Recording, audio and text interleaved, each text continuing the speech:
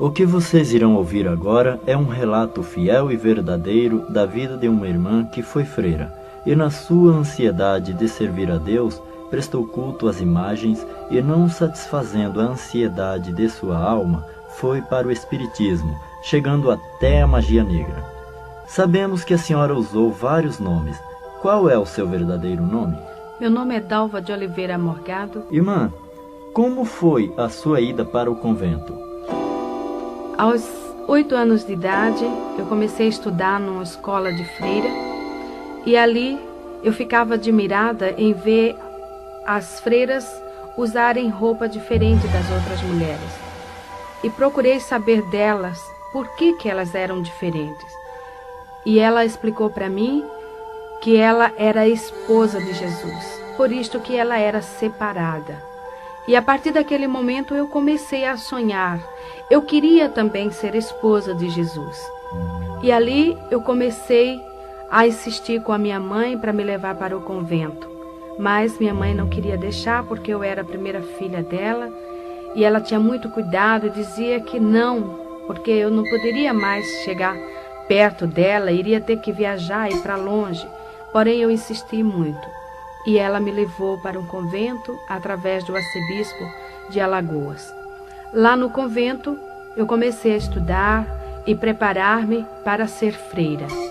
E com 14 anos de idade, eu vesti o hábito de noviça. Até então, eu era uma garota muito feliz. Eu estava estudando e preparando-me com muita ansiedade para ser esposa de Jesus Cristo. Muito bem. Irmã Dalva, e como noviça, a senhora alcançou seu objetivo para ser feliz? Até então, eu me julgava uma moça feliz ali. Estava aprendendo para ser esposa de Jesus. Eu queria encontrar o meu esposo. Ali no convento nós lemos muitas literaturas, muitas biografias de santos. Aprendemos a história de todos os santos da Igreja Católica.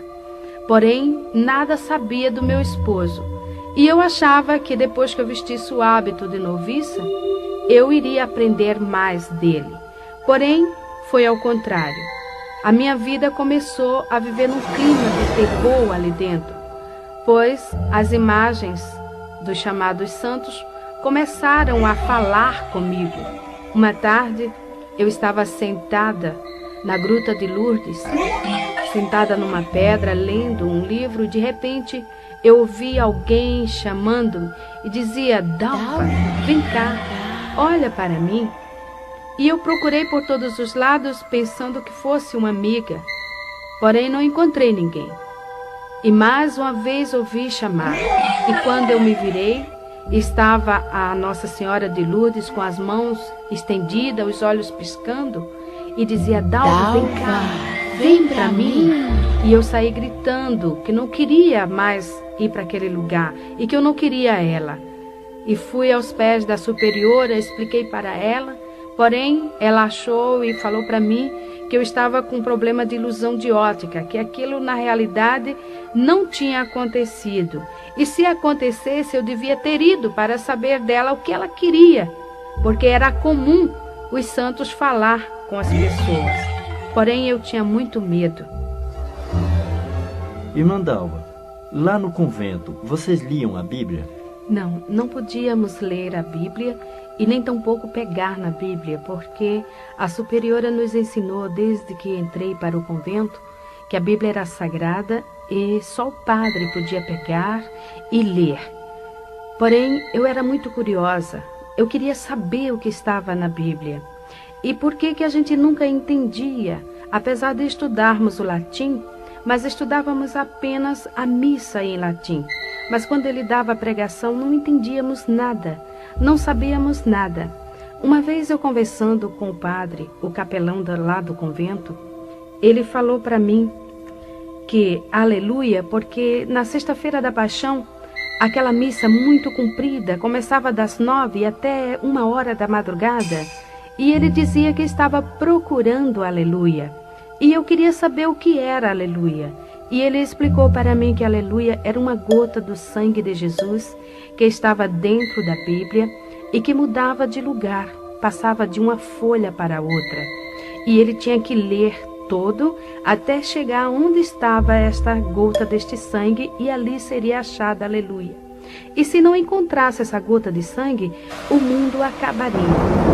Por isso que nós ficávamos naquele medo e a gente torcia e rezava muito para que a aleluia fosse achada logo com medo do mundo acabar. E um dia eu fui designada para limpar a capela.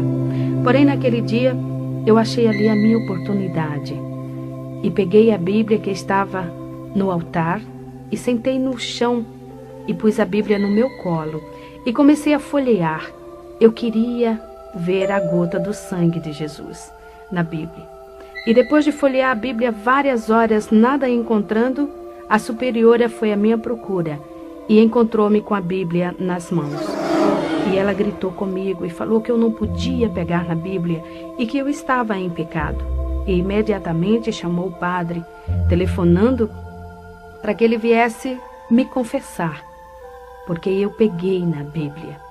Então eu me confessei e ele passou uma penitência para mim de rezar 50 Ave Maria, 50 Pai Nosso, 50 Credo, ato de confissão, isso durante 30 dias. E ainda peguei 3 dias de castigo. Não podia nem almoçar e nem jantar, só tomava o café da manhã. Esta foi a minha penitência, por simplesmente pegar na Bíblia, procurando alguma coisa que fosse do meu esposo, porque isto era o que eu queria, era ser esposa de Jesus. Ocorreu também um fato muito estranho ali no convento. Eu, junto com minhas colegas e as alunas do orfanato, resolvemos brincar de esconde-esconde. E eu tomei a iniciativa de me esconder embaixo do altar, pois eu sabia que ali ia ser difícil as meninas me encontrarem. Porém, quando eu entrei embaixo do altar, encontrei ali um homem deitado. Ele estava seminu e então, no seu corpo havia muitas marcas de batom e sujo. E eu fiquei com medo e ele abriu os braços e tentou me segurar. Aquele homem não era outro, mas o que chamam de muito conhecido como o Senhor Morto. É o Senhor que fica na Igreja Católica na Sexta-feira da Paixão para que as pessoas vá beijar. E as marcas de batom ficam no seu corpo e torna-se muito, muito feio. E eu me assustei bastante com aquilo e saí gritando. As freiras me seguraram e aquilo foi tornando cada vez pior. O tempo passou. E chegou o dia em que eu iria fazer os votos perpétuos. Então, naquela noite, nós tínhamos que ficar em meditação até as 10 horas da noite no convento, rezando o ofício de Nossa Senhora, meditando do que seria a nossa vida dali para frente. Porém, de repente, eu comecei a ouvir alguém me chamar. E eu comecei a tremer de medo, fiquei arrepiada. Eu sentia que meu cabelo estava em pé. E eu procurei pensando que fosse alguma colega, porém não era. E assim na porta da entrada da capela, bem no alto, tinha uma cruz muito grande. Naquela cruz estava presa um Cristo do tamanho natural de um homem. E quando eu olhei para aquele Cristo, ele que fica sempre com o rosto pendido para um lado, ele estava com a cabeça firme, com a cabeça em pé. Os seus olhos piscavam insistentemente. Suas mãos presas na cruz mexiam os dedos no gesto de chamar. E dizia: Dalva, vem cá, olha para mim, vem cá. E eu comecei a gritar, a dizer que eu não queria ele, que eu não queria ir para ele. E eu gritando desta forma, aquelas pinturas do rosto dele tornou-se real.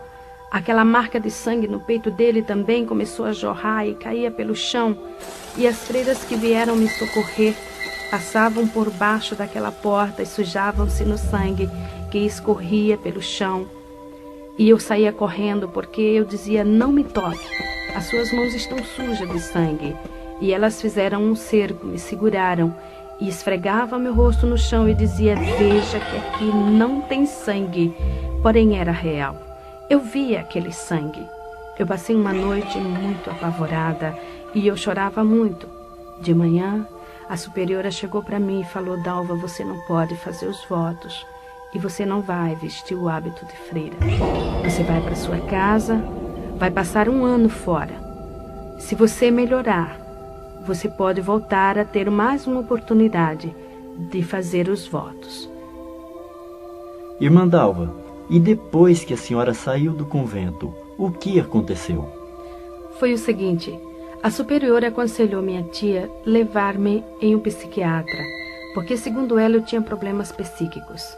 Minha tia me levou a uma psicóloga e a um psiquiatra. Fiz um tratamento de 3 meses. A cabo de 3 meses, a psicóloga chamou a minha tia e falou para ela terminar com o tratamento, pois eu era uma moça normal, não tinha problema nenhum. E não adiantava continuar com esse trabalho.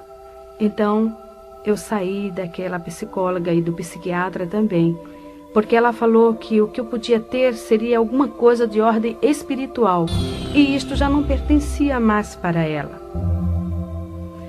Porém, lá no nosso apartamento já estava ocorrendo outros fatos também extraordinários, fenômenos que não sabíamos como explicar, pois de repente alguém jogava pedrinhas, alfinetes, pregos e agulhas em cima de mim, por onde quer que eu passasse. Este fato ocorria até mesmo quando eu estava tomando banho. Era impossível que fosse alguém que jogasse essas pedras, pois nosso apartamento fica na Avenida São João, em cima do edifício do MAP, no 20º andar. Era impossível ser uma pessoa. E a nossa empregada começou a falar que eram os guias, os espíritos que estavam jogando aquelas pedras, aqueles alfinetes, porque eu era médium de berço e que eu precisava ir num centro espírita para desenvolver e também para expulsar aquilo ali. E que se eu não fosse, ela iria pedir as contas, iria sair, não tinha mais condições para ela ficar ali também. E tomamos a decisão que eu iria para o centro espírita mesmo, porque já havia crescido muito. A gente já não podia mais almoçar e nem jantar, pois aqueles fatos ocorriam, jogavam aquelas pedras, aquelas coisas por cima até mesmo dos alimentos. E aquela senhora me levou em um centro espírita de mesa branca de Allan Kardec, na Estrada dos Remédios. Lá, o chefe do centro, que é o que chamam mentor espiritual, ele fez uma série de passes, segundo ele, expulsando e fazendo uma limpeza em mim, tirando aqueles espíritos que estavam fazendo essas coisas lá no apartamento. E ele explicou para nós que esses espíritos eram espíritos de pessoas que haviam falecido, porém não tinham tomado conhecimento de que estavam mortos e achavam-se dono do apartamento. E quem chegasse ali, ele fazia essas coisas para assustar. E quem tinha mediunidade percebia e via. Era o que ocorria comigo. Eu era também deficiente física. Eu tinha osteomielite, ou seja, câncer no meu joelho esquerdo. Minha perna era um pouco mais fina e mais curta que a outra. E quando ele viu isto na minha perna, ele falou que eu era assim porque na reencarnação passada, em uma discussão com uma jovem, eu havia cortado a perna desta jovem. E nesta encarnação, eu teria que pagar o sofrimento que ela passou.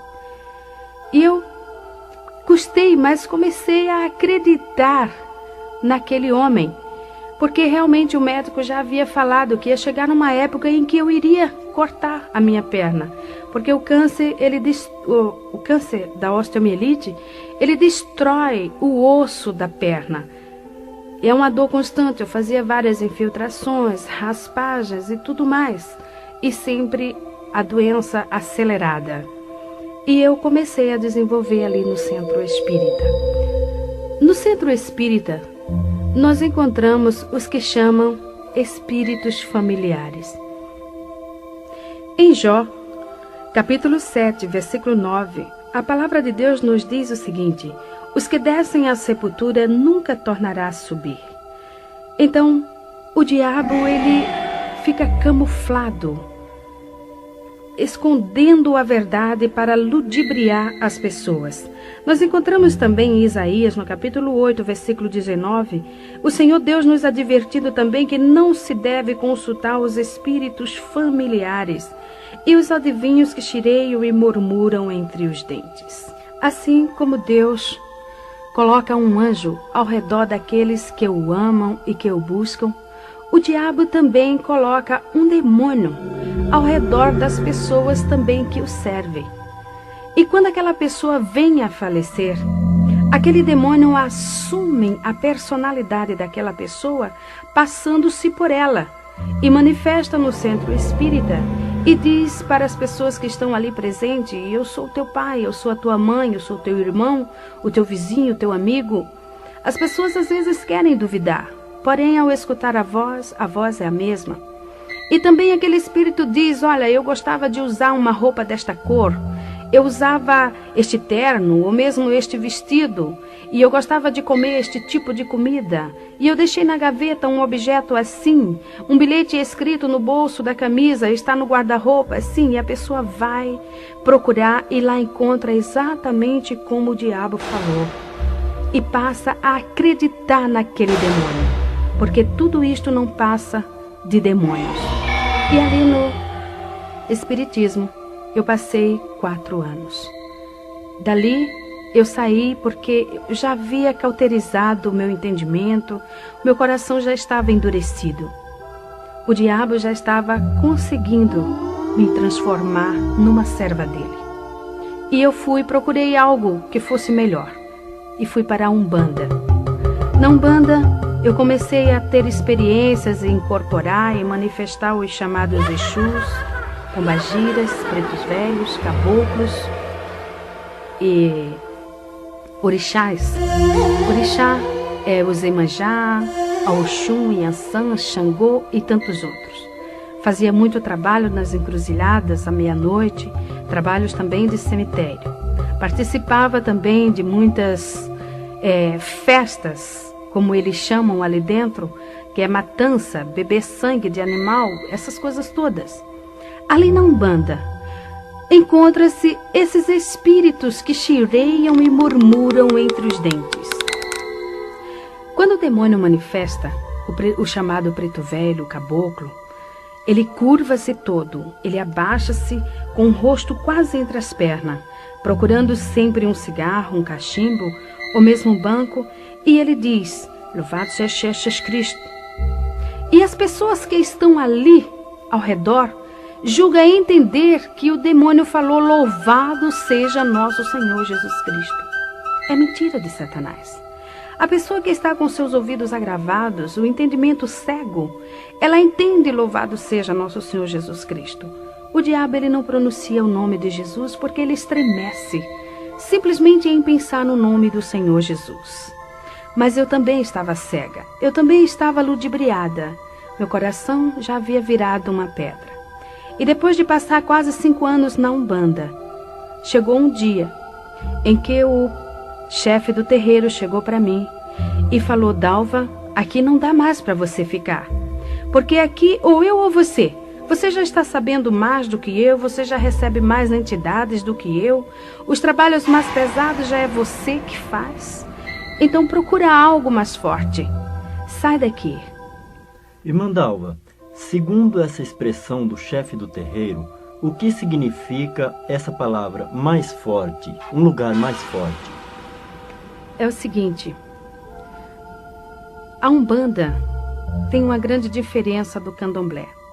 Na Umbanda eles julgam-se, os umbandistas julgam-se que eles fazem somente o bem, eles não fazem o mal, eles só procuram ajudar. E não tem essas matanças, não raspa a cabeça, não faz essas coisas. O diabo ali, ele é mais sutil, enganando as pessoas, com essa história de que os pretos velhos são os negros africanos, os caboclos são os índios que morrem, enganando assim as pessoas. Lembro-me bem quando eu estava na Umbanda uma vez, o preto velho manifestou e falou: quando o meu senhor batia em mim, ele me colocava em cima de uma pedra de gelo, até aquele gelo derreter. Eu estava ali sentado naquela pedra e ficava todo congelado. Hoje eu sei que o diabo estava mentindo, porque naquela época não havia geladeira. O homem ainda não havia inventado geladeira. Como aquele homem podia estar em cima de uma pedra de gelo? Mas quando estamos ali, somos cegos, não observamos essas coisas, totalmente cegos.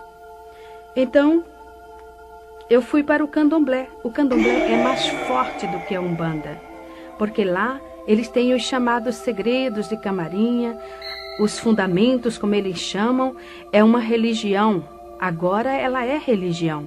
Ele veio da África para o Brasil e assumiu um poder muito grande aqui no Brasil, onde existem muitos adeptos, inclusive muitas autoridades, muitas pessoas aí de grande cultura, pertencendo ao candomblé, achando que está fazendo uma grande coisa. A diferença é essa, que o candomblé ele é mais forte. O diabo ali ele já está mais, assim, vamos dizer, aberto. Ele já se mostra mais com maior poder. Ele mostra a força que ele tem e o domínio que ele assume nas pessoas. Então, ali no candomblé, eu entrei de roncó para fazer cabeça.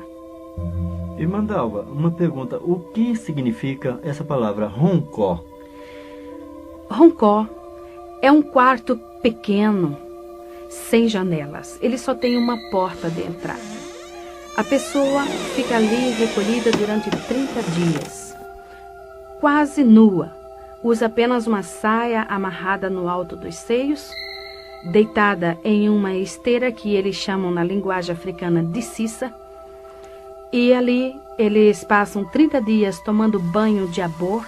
Abor é um banho de águas misturadas com ervas e sangue de animal. Esta água ela fica em um vaso grande, enterrado durante 30 dias, ali curtindo. Ali cria bichos, muitas larvas. E é com esta água que a pessoa que está recolhida toma banho 30 dias. Às vezes, quando despeja água no corpo, aquela água fedida, escorre até os bichinhos pelo corpo. E a pessoa também fica manifestada com um demônio que chama-se Herê. Herê é um espírito de criança, que se passa por criança, manifesta na pessoa. A pessoa fica ali, porque segundo os orixás, a criança tem mais facilidade para aprender. E a pessoa entra de roncó para aprender a dançar, a cantar e a falar o dialeto africano. O candomblé que eu entrei era da nação de Angola, mas ali dentro a gente aprende o Jexá, o Queto e a Angola.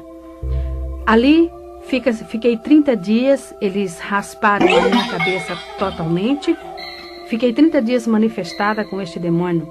E o que ocorre, às vezes, quando toma aquele banho que os bichinhos ficam andando no corpo, o Herê, o demônio que está na pessoa, pega aqueles bichinhos e vai comendo.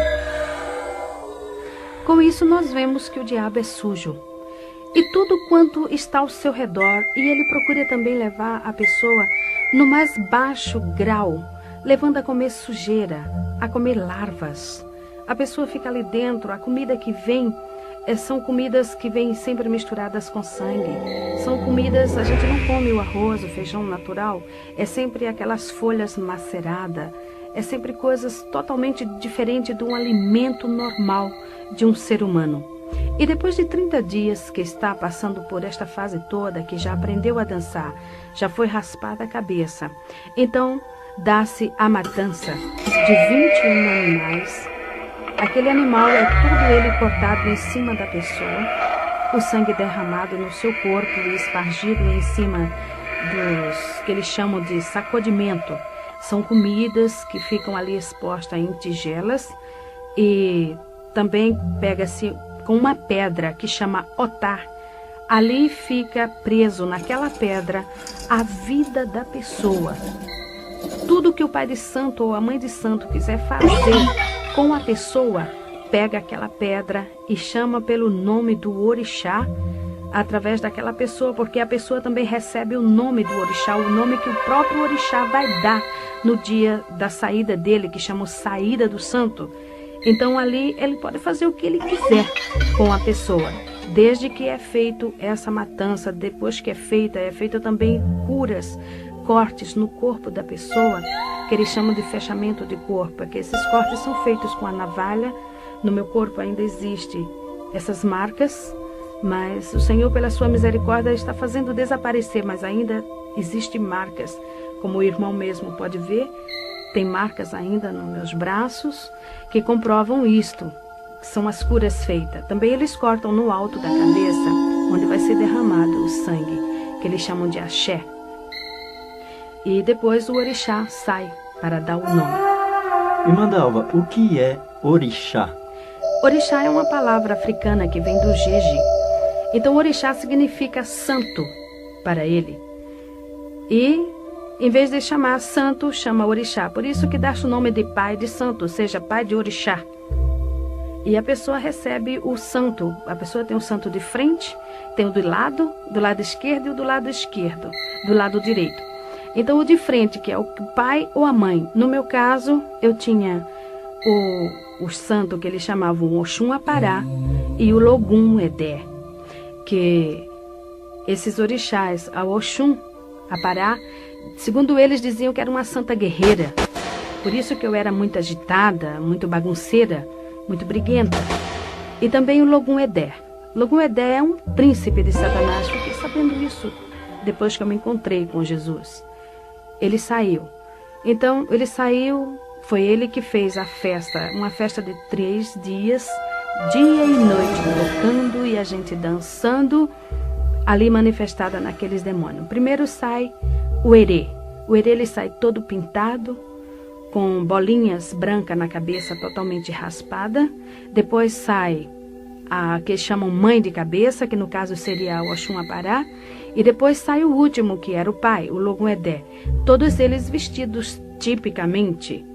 Uma coisa muito incrível é que eles usam vestimentas africanas que falam muito com as roupas das imagens, né, dos santos chamados católicos, porque há uma assimilação muito grande da história desses orixás com as histórias dos santos católicos. Por isso que os africanos, o Brasil aceitou muito o sincronismo do africano aqui no Brasil devido à história desses orixás. Uma coisa muito incrível também, e doloroso de nós falarmos sobre isso, é sobre a padroeira do Brasil. Porque nós sabemos do candomblé que esta estátua é uma estátua africana. Ela veio junto com os negros, no navio negreiro, em um dos navios. E no candomblé existe um ritual que a imagem que é quebrada a cabeça, ela tem que ser jogada no rio. Ela não pode. E segundo o que nós aprendemos ali dentro, essa estátua seria a Oxum.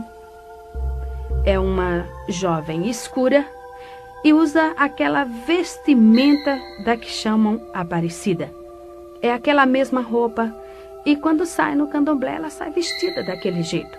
Por isso o nosso Brasil está numa miséria total, porque está servindo não a Deus. Então ali, depois que sai vestido tipicamente, no dia seguinte, no final de tudo, dá-se o que eles chamam de axé do santo, ou seja, despachar aquelas matanças todas. Já passou 7 dias. As vísceras dos animais são fervidas em azeite do dendê e colocadas no altar, ali no roncó, para depois levar para o quarto do santo. Aquelas coisas ali expostas ficam podres depois de 3 dias. Mas a mãe de santo, o pai de santo, manifesta a Iaô, porque quando a pessoa entra de roncó é para ser Iaô, ou seja, inicianda. A palavra Iaô significa inicianda, ou seja, aprendiz. Ela vai aprender para mais tarde ser mãe de santo de candomblé. Então, ali dentro, ela manifesta de novo no santo e a mãe de santo tira pedaços daquelas vísceras que já estão totalmente estragadas e dá para o santo comer. Então a pessoa come aquelas vísceras, metade quase daquelas vísceras estragadas. E eles ainda pegam a cabeça dos animais, cozinham misturada com farinha, até os ossos derreterem. Depois que derrete tudo aquilo, fica aquele pirão. Então ali o erê manifesta e senta ao redor daquela panela e come tudo aquilo, deixando apenas os ossos, que vai ficar junto com aquela pedrinha chamada otá. Porque ali está o que eles chamam de fundamentos. É o fundamento da Iaô. Se o pai de santo quiser matar Iaô, ele vai fazer bruxaria, ele vai fazer a feitiçaria, ou seja, a macumba, com aquela pedra e com aqueles ossos. Depois de 30 dias, eu me vi numa tarde, deitada em uma esteira assim na calçada, e alguém chamava por Dalva. E eu demorei bastante para descobrir que a Dalva era eu. E quando eu respondi, eu levei uma varada nas minhas costas, que ardeu e doeu bastante. E alguém me chamou mais uma vez, Dalva. E quando eu respondi, senhora, levei outra varada, e assim foram a terceira e a quarta e a quinta vez. E eu me levantei e perguntei, por que a senhora me bate? O meu nome é Dalva. Ela falou, não, você não é mais a Dalva. A partir de hoje a Dalva morreu, ela não existe mais. O seu nome agora é Itameuá. Este é o seu nome, ou seja, é a sua Digina. Digina, na linguagem Jexá, significa nome. E ela falou também para mim que eu não podia responder a ninguém por Dalva. Se alguém chamasse Dalva, eu não respondesse, porque se respondesse, o santo ia virar aonde eu estivesse. E para mim era difícil me lembrar, muitas das vezes, daquele nome. E quando alguém chamava por Dalva, alguém que não sabia que eu tinha recebido este nome de Itameuá, me chamava por Dalva, eu costumava responder.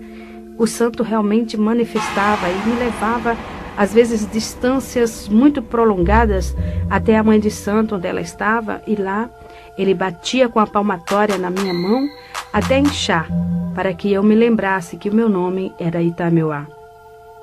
Uma vez eu estava em um restaurante de luxo em Recife, num hotel 5 estrelas, pois naquela época eu era muito rica.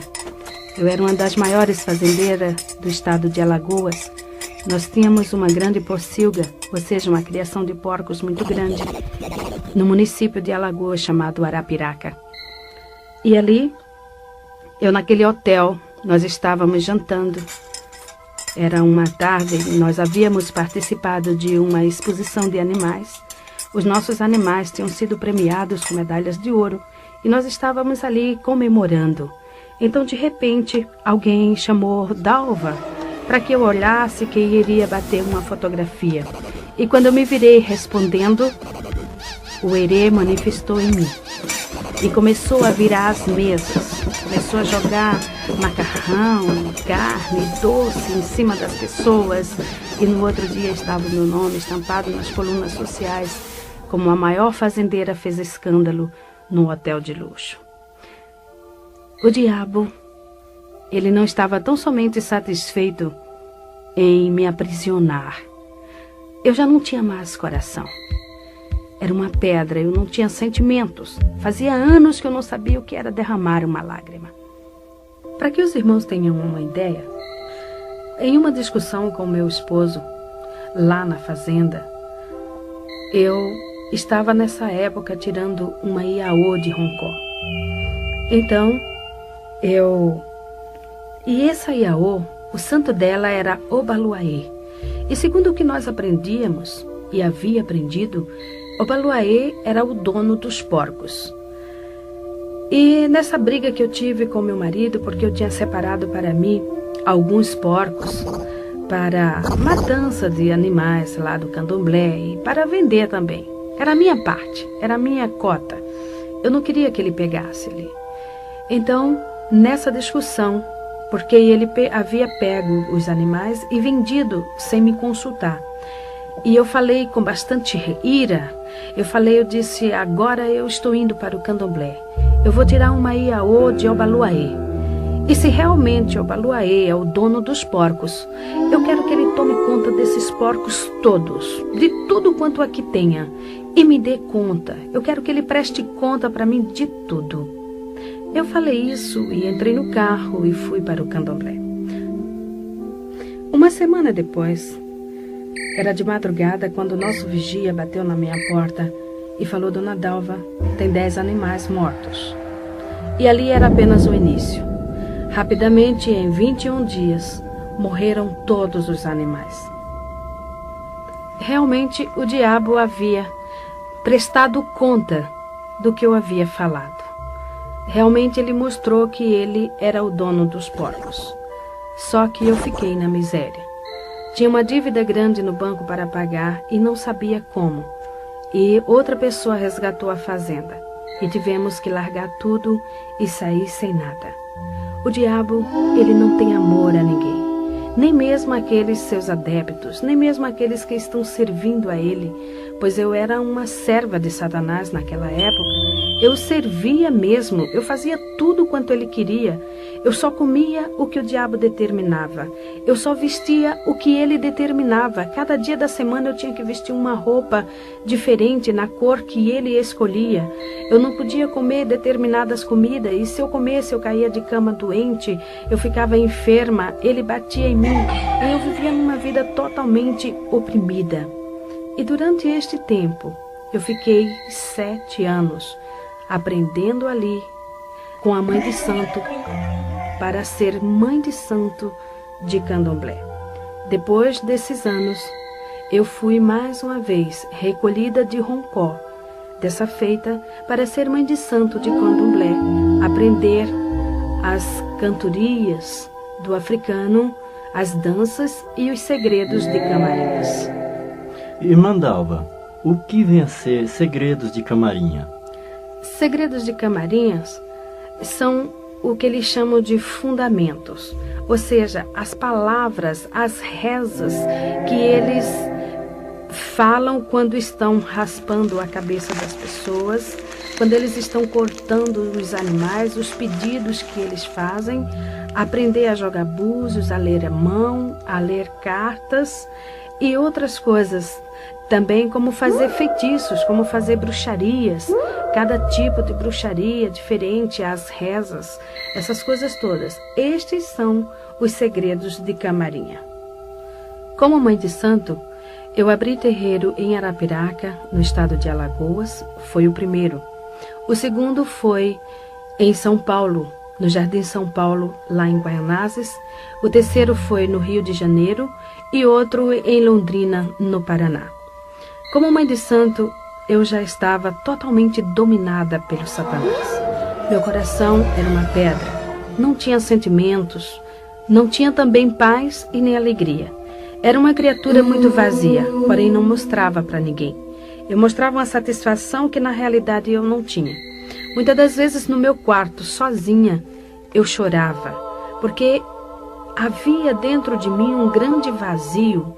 Alguma coisa não estava se dando bem comigo, porque faltava algo dentro de mim. E eu cada vez mais me aprofundava ali dentro. Vivia constantemente raspando cabeça de outras pessoas, ou seja, recolhendo iaô de Roncó e fazendo macumbas. Era convidada para ir em outros estados fazer bruxarias e feitiçarias. E não estando satisfeita, eu saí dali do Candomblé e achei por bem entrar na magia negra.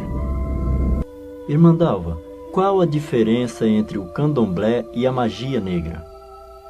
A diferença é a seguinte: no Candomblé, o pai de santo e a mãe de santo recebe um poder dado pelo santo da pessoa, pelo orixá que a pessoa raspou a cabeça, não incorpora mais o orixá e passa a fazer todos os trabalhos de Candomblé, ou seja, raspar a cabeça, jogar búzios, essas coisas todas, e inclusive fazer macumba sem manifestação.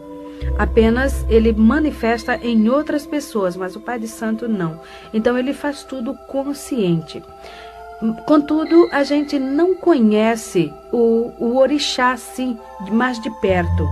A gente sente a sua influência, mas não conhece. Já na magia negra, não. Na magia negra, a participação já é mais forte. O demônio, ele já apresenta-se claramente. Ele já vem ele mesmo falar com a pessoa. Quando eu entrei na magia negra, o diabo, ele falava comigo. Toda meia-noite eu sentava na mesa, acendia uma vela e ele vinha, puxava outra cadeira e sentava-se em minha frente. E ali ele me ensinava feitiços, bruxarias. Muitos feitiços ele me ensinou e muitas bruxarias. Eu vivia fazendo tudo quanto ele me mandava. Uma vez eu estava com 6 meses de grávida, na minha terceira gravidez. E eu fui fazer um trabalho de bruxaria no cemitério de Guaianazes à meia-noite. E eu tinha que pular o muro. E nesse trabalho eu teria que desenterrar um defunto de 3 dias, cortar a sua garganta e fazer o feitiço ali dentro e depois cobrir de novo. E quando eu pulei o muro, levando navalha, faca, levando as farofas, levando aquelas coisas todas que o diabo designava, eu caí de mau jeito e comecei a sentir dores e entrei em trabalho de parto ali. Mesmo assim, eu fui até a cova, onde durante o dia eu já havia marcado qual era, e consegui desenterrar o defunto e fazer tudo aquilo que o diabo havia mandado. Porém, 2 dias depois eu estava no hospital e perdi meu filho, que nasceu morto. E assim eu continuei. E eu fazia várias perguntas para o diabo. Ele apresentava-se para mim. Muita gente pensa o seguinte, que o diabo é feio, é preto, é torto, é aleijado, tem rabo, tem chifre. Porém, ele não é assim. Ele é um homem e, por sinal, ele é muito bonito. Por isso que ele engana as pessoas. Porque as pessoas julgam que o diabo é feio e, no entanto, ele apresenta-se muito belo, muito bonito e muito inteligente, por sinal. Ele fala também um português muito correto, uma linguagem perfeita. Ele falou também como ele agia nos bailes, nas discotecas. E uma vez eu pude observar também. Ele fica nas costas das pessoas, dançando junto com as pessoas. E depois ele começa a soprar no ouvido das pessoas, mandando fazer algum gracejo com a esposa ou com a namorada do outro. E assim começam as brigas. E quando começa a discussão, os tapas, então ele encosta-se na parede e começa a dar risada e rola pelo chão, balançando com as pernas. E as pessoas que não sabem correm atrás dessas coisas, não sabendo que é o diabo que está induzindo para elas. Uma outra pergunta também que eu fiz para o diabo foi sobre as velas. Eu não conseguia entender por que o diabo pedia tantas velas. Por que quando ia fazer um despacho, ele pedia sempre 21 velas, 70 velas. E por que tantas velas? Então ele explicou para mim. Foi quando eu descobri que o diabo ele não tinha luz. Ele falou para mim, olha, Itameuá, eu não enxergo a luz. Eu falei, mas e o sol? O sol brilha e durante o dia. Ele falou, não, eu não enxergo o sol. Eu não vejo luz nenhuma. A única luz que eu vejo é a luz da vela. Por isso que eu peço bastante vela. E os meus companheiros também pedem, porque aonde tem uma vela acesa, eu e os meus colegas vamos juntos. Porém, eu quero deixar aqui um lembrete seguinte. Não é aquela vela que o servo de Deus acende na sua casa quando falta luz. São velas oferecidas e sacrificadas aos demônios. Essas velas que se acendem às segundas-feiras para as santas almas benditas, para as almas das pessoas que morrem. Muitos costumam até acender atrás da porta. Não faça isso. Você está atraindo legiões de demônios para a sua casa. Com isso, a sua vida é um inferno. Nada dá certo. É uma opressão que o diabo dá para as pessoas, porque eles ficam alojados, esperando que você acenda mais vela. Por isso que a palavra de Deus diz que todo aquele que está em pecado é trevas. E a trevas não se mistura com a luz. Por isso que o diabo é treva. Você precisa também buscar a luz, porque Jesus falou, vós sois a luz do mundo. Quem tem a luz não anda em trevas, porque o que anda nas trevas é o diabo. E esse nós temos que tirar da nossa vida. Então também eu fiz uma outra pergunta para o diabo. Eu queria saber por que aquelas imagens de esculturas, os chamados santos lá do convento, viviam falando comigo, me chamando e tentavam muitas das vezes até segurar-me.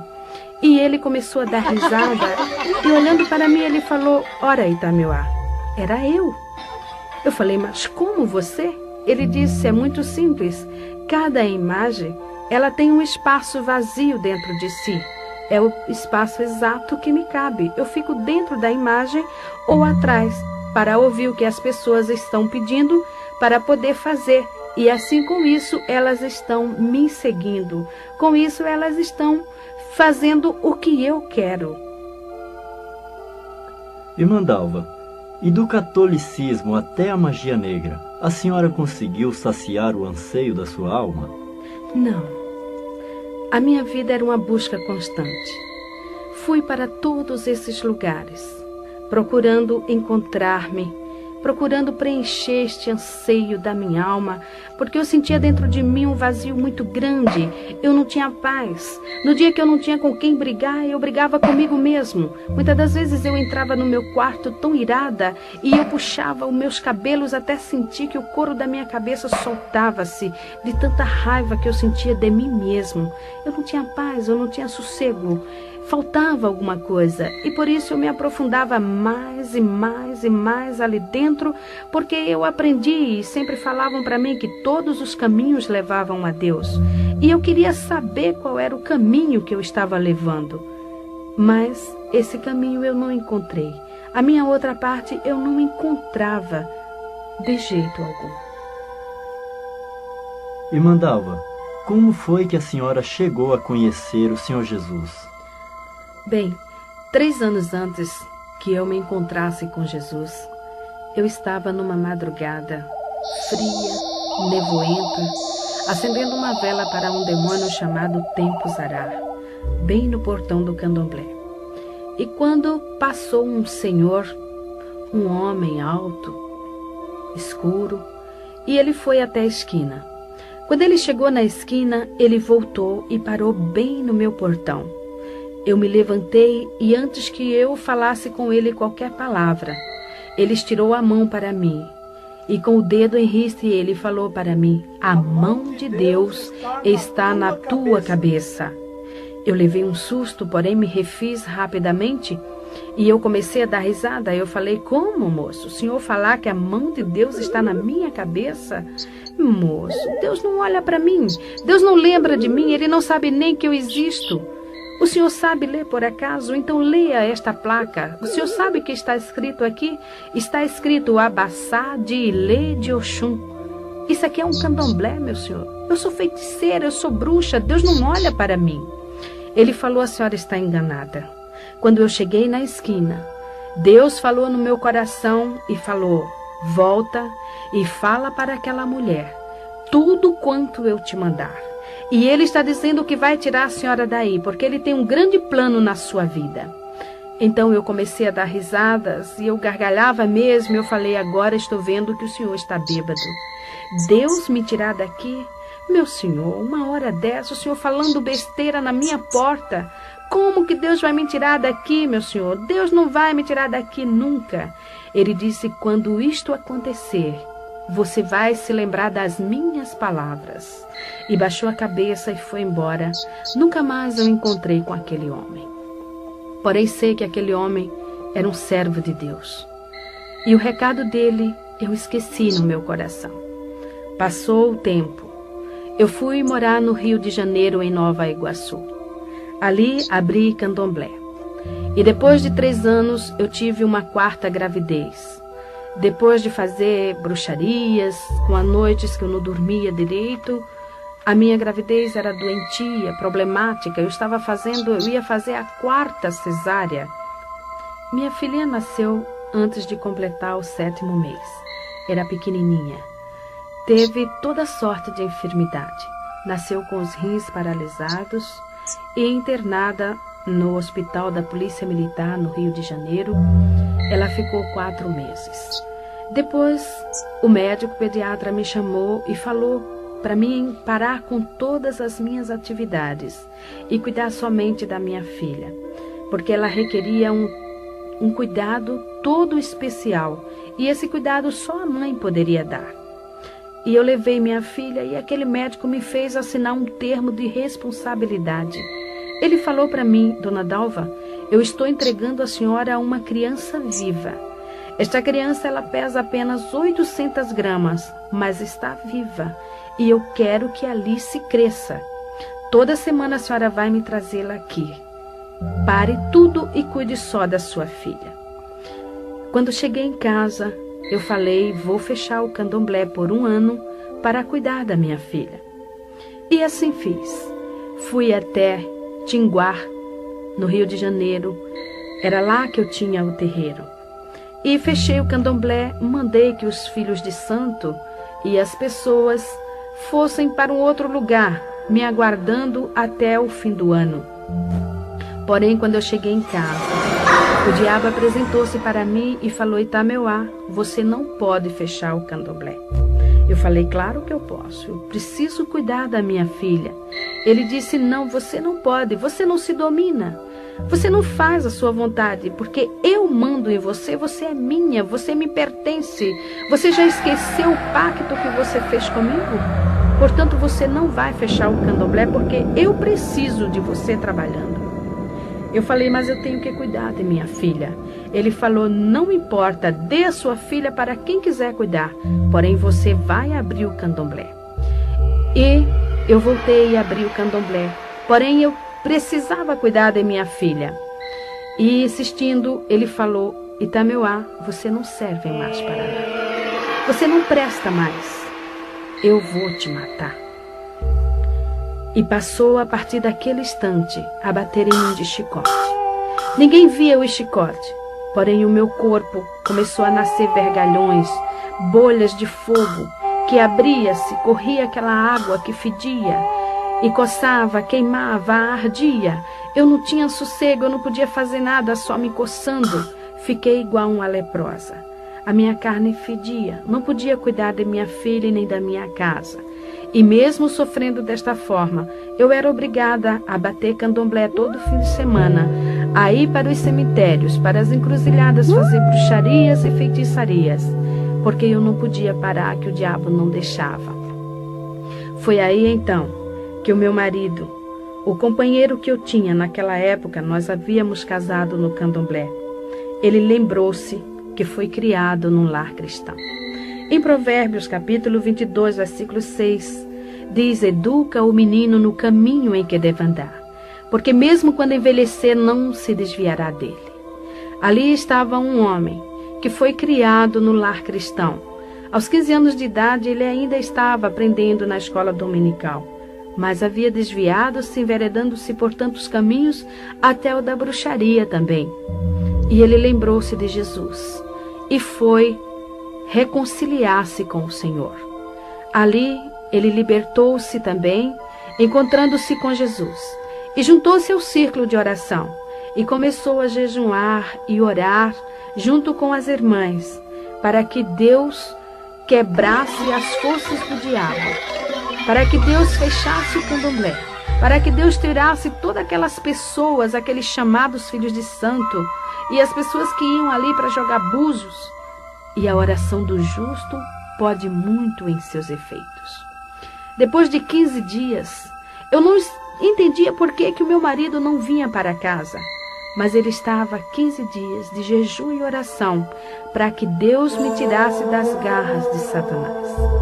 Então, de repente, os filhos de santo começaram a discutir e eles viravam para mim, porque no candomblé, o filho de santo é obrigado a respeitar a mãe de santo, tem que chamar de mãe, e quando vem para dar a bênção para ela, ele beija o chão onde ela pisa. Tamanha é a humilhação que o diabo exige da pessoa.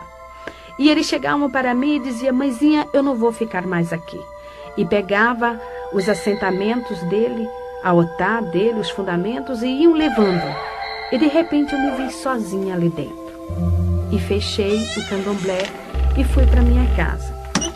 E mais uma semana de oração, para que Deus quebrasse as forças do diabo que estava no meu coração, para que eu pudesse ouvir a palavra de Deus. Pois o meu marido, ele pegava a Bíblia para ler para mim, porém ele não conseguia, porque mal ele começava a ler, eu caía num sono profundo, ou então o demônio manifestava e me deixava inconsciente 3, 4 dias. E assim, neste sofrimento, eu passei 3 meses sofrendo desta forma. Porém, as orações, Deus começou a operar. O diabo começou a ver-se quebrado.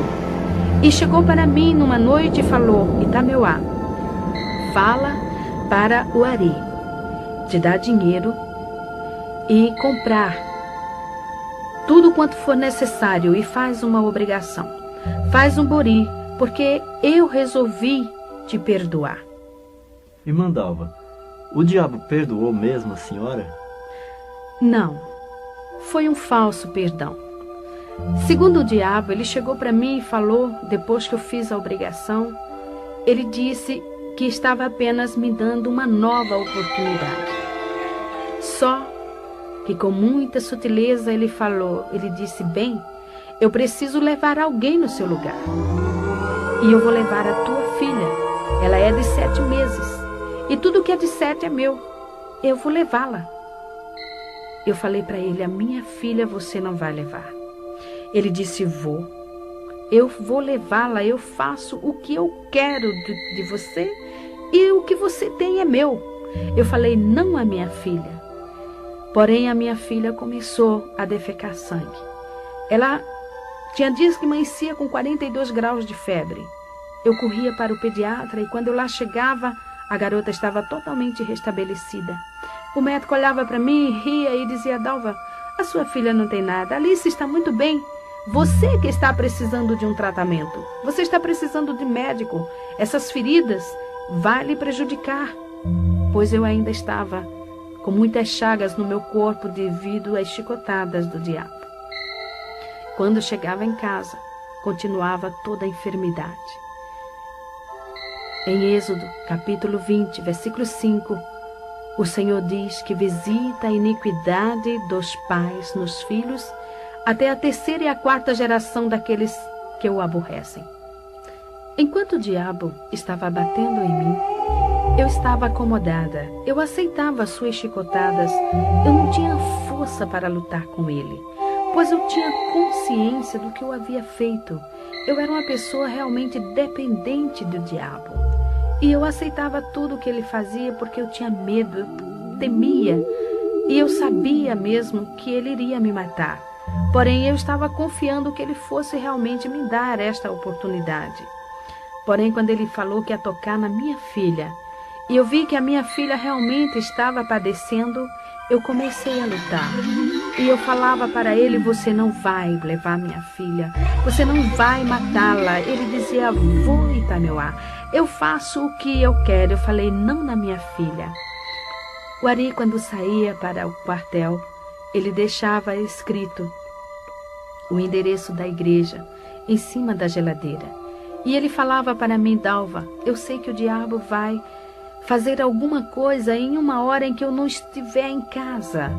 E você vá para a igreja, porque só Jesus é quem vai salvar você e a nossa filha. E eu não dava muita importância. Porém, eu já ouvia a palavra de Deus. Ele já lia para mim em Apocalipse, capítulo 22, versículo 15. A palavra de Deus falando ali: ficarão de fora os feiticeiros, os cães, os mentirosos, os que se prostituem e falam mentira. E muitas das vezes esse versículo martelava a minha cabeça e eu dizia: eu sou feiticeira. Eu sou mentirosa também, porque eu induzo as pessoas a praticarem também o mal. A pessoa chega aqui e paga para fazer o mal para outro, eu faço. Eu sou bruxa. Mas eu não entendia, ficava de fora de onde? Eu perguntei para ele: de fora de onde? E ele falou: Dalva, fica de fora do reino dos céus, porque Jesus vai voltar. E se você não estiver com Jesus, você vai para o inferno. Foi aí então que ele me contou algo que havia acontecido há muitos anos. Há anos passados, quando eu estava no candomblé. Em uma noite, eu estava manifestada com a pombagira e ela tomava champanhe e cerveja junto com ele. Então ela virou-se para ele e falou: Ari, você sabe quem eu sou? Ele falou: eu sei. Você é um anjo caído. Você é um demônio. Você pode enganar todo mundo, mas a mim você não engana. Ela falou: é verdade. Porém, a Itameuá, ela não sabe que eu sou. E eu proíbo você de falar para ela isto. Outra coisa, Vamos aproveitar. Vamos fazer tudo o que vier à nossa cabeça. Vamos fazer bastante coisas no mundo, porque o homem lá de cima já está voltando. E você e ela vai dançar comigo no fogo do inferno. Quando ele falou isso para mim, eu falei, então o inferno existe de verdade? Eu achava que o inferno fosse aqui, fosse aquela vida que eu levava, mas existia um inferno maior. E como era a pombagira que havia falado, eu passei a dar mais crença. Quando a minha mãe, que era uma serva de Deus, falava para mim, Dalva, Jesus vai voltar, isso é diabo. Eu dava risada na cara dela, começava a dizer aqui, Jesus vai voltar, só se ele for trouxa, minha mãe. Jesus veio aqui, puseram ele numa cruz, se ele voltar agora, vão pôr ele no paredão e vão metralhar ele. E a senhora vem com essa de Jesus voltar, isso é conto de fada. Eu achava que era história. Porém, ali estava um demônio chamado Pombagira, afirmando que o homem, o filho do homem, estava voltando. E eu iria ficar de fora. E foi assim que naquela noite eu estava com a minha filha sentada no tapete, encostada às minhas pernas. Eu estava ouvindo um disco que, por sinal, de macumba. Quando de repente a minha filha deu um grito e caiu de costas. E quando eu olhei para minha filha, ali o Senhor Deus abriu meus olhos. E eu vi aquele demônio que eu achava tão lindo, tão belo, que eu amava, que eu adorava. Ele estava agarrado ao pescoço da minha filha e as unhas dele eram tão grandes, entravam no pescoço da minha filha, como sugando a vidinha dela. Ela apenas estremecia sem poder respirar ou gritar. E eu peguei minha filha no colo e eu falei para ele, agora eu sei que você é diabo. Ele começou a dar risada. Eu falei, só que você não vai matar a minha filha, porque eu vou levá-la para a igreja. Ele disse, se você for, eu vou matar você na porta da igreja. Eu falei, a mim você mata, mas a minha filha você não vai matar. E saí correndo, peguei o endereço em cima da geladeira. Pus a minha filha no colo. Havia em casa minha irmã, uma jovem de 15 anos, paralítica, pois ela não tinha os ossos dos pés. Porque um dia, em São Paulo, eu comprei um carro na sexta-feira. E no domingo, um outro carro veio na contramão, batendo de frente. O meu carro ficou totalmente amassado. E as pernas da minha irmã ficou presa nas ferragens, esmagando os ossos dos seus pés. Eu também quase fiquei paralítica, pois tive que segurar o volante do carro com meu braço direito para que não entrasse no meu tórax. Porém, saí do carro, a minha mãe afundou o crânio, pois bateu fortemente. Minhas filhas não morreram, porque estavam sentadas no banco traseiro e foi jogada para o teto do carro. Então, o nosso carro foi vendido para Ferro Velho. Minha irmã foi para o hospital. Lá foi feita a cirurgia, tirando os ossos dos seus pés esmagados. Ficou paralítica. Já havia 3 anos que ela estava. Ela só andava de gatinhas ou de joelhos. Uma jovem que já ia completar 18 anos. Então ali, vendo minha filhinha morrendo, arrastei a minha irmã de joelho pela rua, com a minha filha no colo apenas estremecendo. O diabo manifestou em um rapazinho que morava lá conosco e ajudava nos trabalhos de macumba e começou a me xingar. Saiu pelo meio da rua me xingando de tudo quanto era palavrão, falando horrores e dizendo que assim que eu chegasse na igreja, ele iria me matar. Porém, eu não dava ouvidos. Apenas eu olhava para minha filha e cada vez que ela estremecia, eu não me atrevia a pronunciar o nome de Jesus.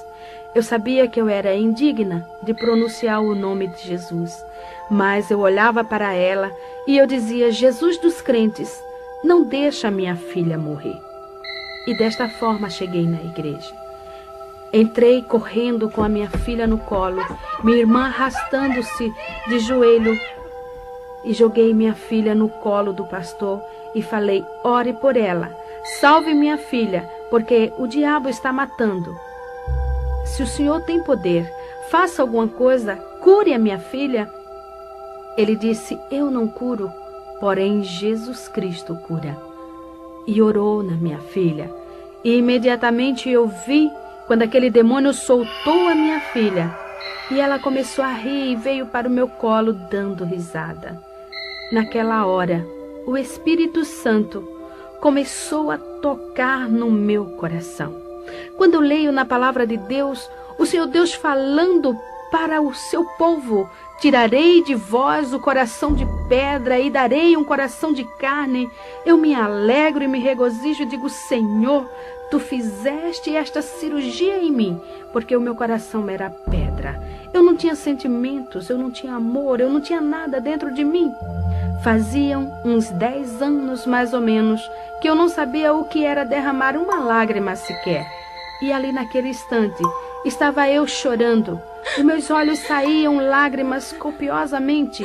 Porém, eu, envergonhada, olhava para os irmãos de um lado para o outro e eu dizia: por que eu estou chorando?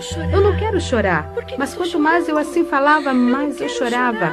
E naquela hora também o pastor virou-se para minha irmã e falou: jovem, fica em pé, eu vou orar por você, porque você precisa de Jesus. Então a minha irmã estirou os pés e mostrou para o pastor e falou: eu não fico em pé, porque os meus pés não têm ossos. E ele, olhando para aqueles pés atrofiados, falou para ela: Jesus pode te dar ossos novos. Você crê nisso? Você quer Jesus na sua vida? Ela falou: eu quero. E ele orou sobre os pés da minha irmã e ela imediatamente ficou de pé. Começou a correr, a andar ali na igreja. Eu comecei a soluçar. Eu olhava para minha perna com câncer. A minha perna continuava com a mesma enfermidade. Aqueles guias haviam me prometido curar e nunca me curaram. E ali estava, num piscar de olhos, a minha irmã andando, correndo, com os pés novinhos e a minha perna afinando e diminuindo de tamanho. Foi quando o pastor virou para mim e falou: senhora, eu vou orar agora por você. Eu olhei para ele e falei: não toque-me, porque o diabo falou que ia me matar aqui. Se eu morrer, o senhor vai para a cadeia. Ele falou: mas Jesus te ama. Eu falei: moço, Deus não olha para mim. Eu sou feiticeira. Eu tenho candomblé, eu sou da magia negra, eu já fiz pacto com o diabo, eu conheço o diabo face a face.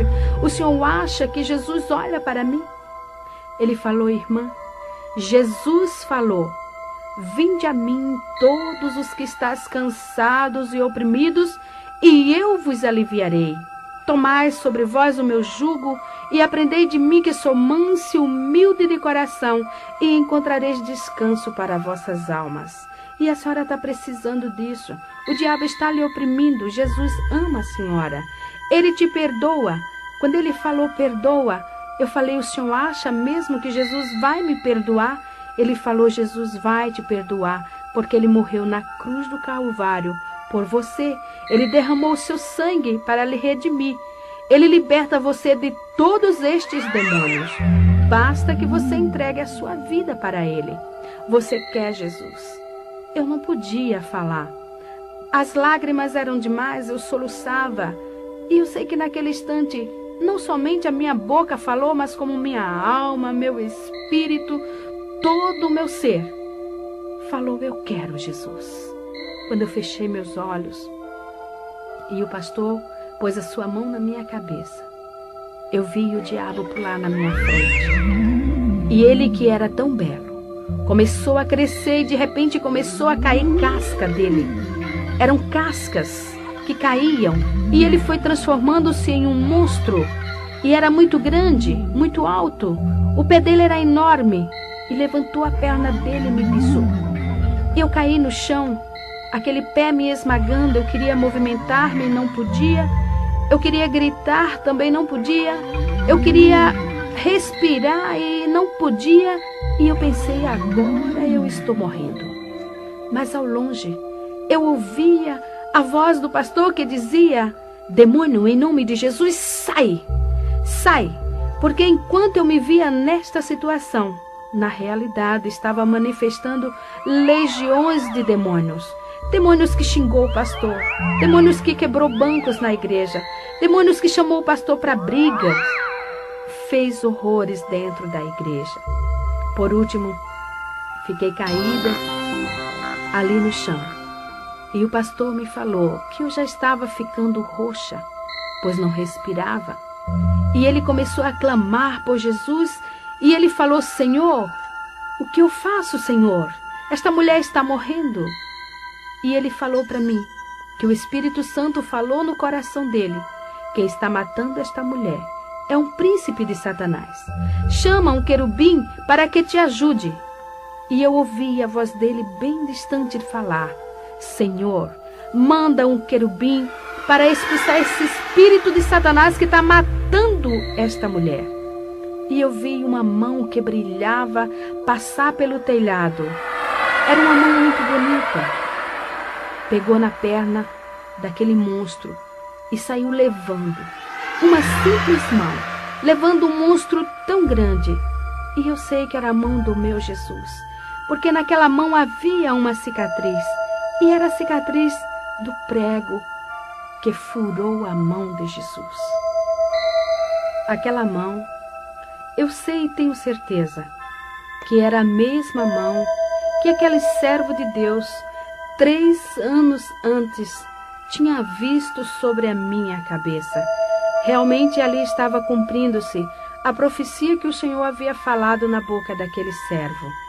Me levantei ali do chão, leve. Eu não sentia o chão nos meus pés. Sentei no banco e comecei a lembrar de tudo. De tudo quanto eu havia praticado e feito, e como Jesus era bom. Eu estava leve, aquele fardo havia tirado. Realmente o Senhor havia levado o meu fardo. Eu não tinha mais raiva dentro de mim, não tinha mais ira. Realmente eu estava transformada. Realmente eu estava ali nascendo uma nova criatura. Mandalva, agora com Jesus eu creio que a senhora conseguiu satisfazer o anseio da sua alma, não é verdade? É sim. Agora eu posso afirmar que sou uma mulher realizada. Tudo quanto eu queria para a minha vida, tudo quanto eu desejava ter, hoje eu tenho, porque eu tenho paz. Hoje eu deito no meu travesseiro e durmo o sono dos justos, porque eu sei que Jesus está cuidando de mim. Eu sei que o seu Espírito está dentro do meu ser, porque Jesus falou: vós sois o templo do Espírito Santo. E Ele tem me guiado, Ele tem me ensinado, Ele tem me orientado e tem me separado para esta obra. Então eu sou feliz. Também 3 anos depois, Jesus me curou do câncer na perna. Me deu uma perna nova, minha perna hoje é igual à outra. E esses anos tenho trabalhado para o Senhor. Sou feliz, porque eu já fui uma mulher milionária financeiramente, mas hoje eu sou muito mais espiritualmente. E tudo isso eu devo a Jesus Cristo. E para terminar, quero deixar em louvor ao nome do Senhor estes versículos. Amo ao Senhor, porque Ele ouviu a minha voz e a minha súplica, porque inclinou para mim os seus ouvidos, portanto invocá-lo-ei enquanto viver. Cordéis da morte me cercaram, e a angústia do inferno se apoderaram de mim. Encontrei aperto e tristezas. Então invoquei o nome do Senhor. Ó Senhor, livra a minha alma. Misericordioso e justo é o nosso Deus. Estava abatida, mas Ele me livrou. Porque Tu, Senhor, livraste a minha alma da morte, os meus olhos das lágrimas e os meus pés da queda.